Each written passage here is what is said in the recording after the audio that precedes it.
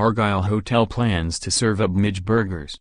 The team firstly came up with a recipe for midge fodder burgers, a vegan dish including leaves and herbs grown in the hotel's riverside grounds, which are a haven for the tiny insects. Now they plan to use billions of the little pests collected in the hotel's 4 midge zapping machines to create a carnivore version. Mr. Keat said, "We thought that midges could be an additional alternative to our burgers. Then, if you are angry and you want to get your own back on the midges, you can eat them for a change, instead of them eating you. The foraged vegan burger is just a nice option from meat, but we are now looking at coating it with midges for the daring carnivores out there, who are daring to take a chance." The savvy businessman, who admits the idea started off as a joke, said it is not as crazy as it may seem, as insects are currently in vogue as a tasty option to more traditional cuisine, with deep-fried ants taking off in a big way.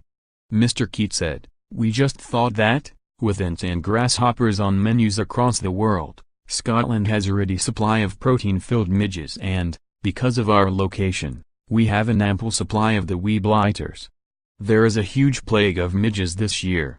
We're seeking advice via the health authorities and plan to send a midge burger to be tested, to see if it is fit for eating.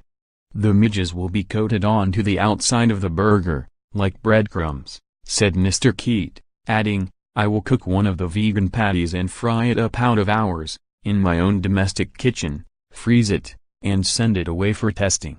The secret recipe, known only to ourselves, will be divulged with the final ingredients to the testing agency." Connor Hay, 21, sous chef at Brander Lodge, said, "I think it's a good idea if they let us do it. I don't see why not. Nobody else is doing it and they eat insects in other countries." Ian McKinnon, environmental health manager for Argyll and Bute Council, said yesterday that midge burgers were certainly an unknown quantity as far as he was concerned. He added, "In principle we have no objection, but it would need to be thoroughly tested and checked before it was served up to humans.